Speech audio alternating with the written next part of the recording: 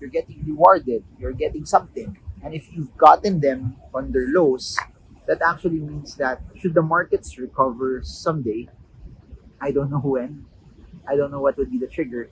And as you all know, there's not a lot of foreign funds coming in also right now.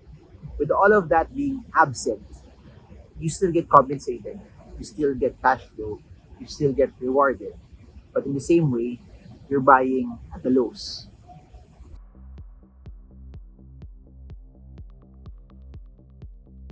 Hey guys, so here's what's so interesting. We're ending August, we're entering September, and if you look at it, the market in general, it's not as exciting as 2020 and 2021 where a lot of asset classes were moving up because of so much liquidity. But it's also not like 2022 where it feels so scary, where there were a lot of collapses. Even US stocks were massively down. Everything was down, everything was so scary last year. With the exception of some US tech stocks, as you all know, there were a lot of US tech stocks that somehow flirted with all-time highs. Some that were connected to AI reached, breached, and created new all-time highs as well. But other than tech stocks, other than AI-related stocks, the market in general has been boring. It hasn't really gone anywhere. In technical analysis terms, it has just been moving under a certain range. And while for some it has been moving at a certain range, there's been a lot of fear about what could possibly happen also in the global economy.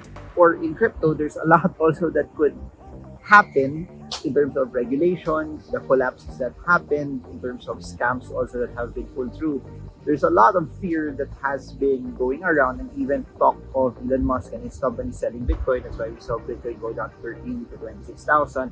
And then hearing people say, oh, it's going to go down to 12,000, even more. It's going to go down to 10,000. It's going to go down to 20,000 because we're close to the halving cycle. And being close to the halving cycle, it's going to go up. But prior to it going up, it's going to go down first. And it's going to go down with big measure. And there's a lot of that. You'll see it all over. But we haven't gone that far yet. Or even in Philippine stocks. The Philippine market really hasn't gotten out of the range that it has been, which has been a bit boring, which also doesn't put a large amount of excitement as an investor, because you also want to see portions of positions somehow start to go up, start to perform well, start to do better. You want that, but it's not there yet. It's not visible and it's not happening. I'm not 100% sure in terms of that feeling of excitement. It's not there, but that won't change the way I would do things. I'd still save, I'd still invest, I'd still put in money. If you've been following the dividend stock videos that I have been giving out, the ones that I've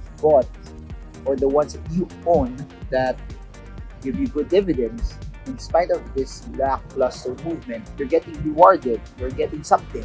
And if you've gotten them on their lows, that actually means that should the markets recover someday, I don't know when, I don't know what would be the trigger. And as you all know, there's not a lot of foreign funds coming in also right now.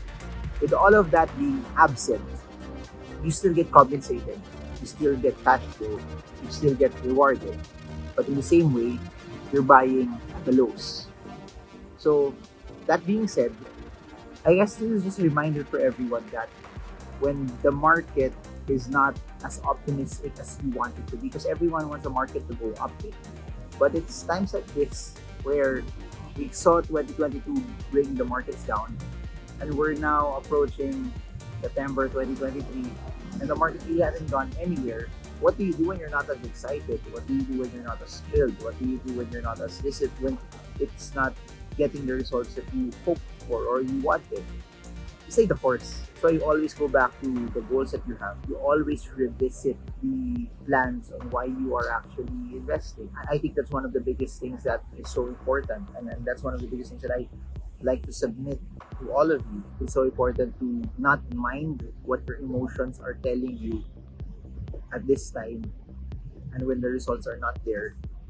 You follow your financial plans, you follow your financial goals. If you have a program that allows you to put in this much money at a regular basis, you do it. Especially right now for assets that are lower, you do it and you get a larger share, a larger piece of the pie. Maybe you could also use this time, make yourself learn other things, learn more about AI, learn more about crypto, learn more about blockchain, that you get educated and you get to look for opportunities as they come so that you could make more holistic investment decisions. I, for one, and I've mentioned this in different videos, that as I get older, my priorities have also been changing, and the way I eat has been also changing. There's now a greater preference on trying to eat healthier: chicken, fish, vegetables, not eating white rice. White rice is not as good, but when you're young, you're in your 20s, you don't think about those things, and those are things that you somehow just slip away, that you don't really focus on. Even vegetables, preference of trying to be more active, trying to walk more, trying to exercise. You have financial wellness, where you take care of yourself financially, you save, you invest, you protect yourself from risk. But also, another facet of your life is, it doesn't matter how much money you have, how much investments you have, if you don't get to enjoy them when you're older. You use the prime of your years so that later on also you have longevity. And when you're in your 60s, 70s, or 80s, you're still active. You're not laying down in the bed because you're sick. And you use portions of this, you use times like this when you're younger to feel better.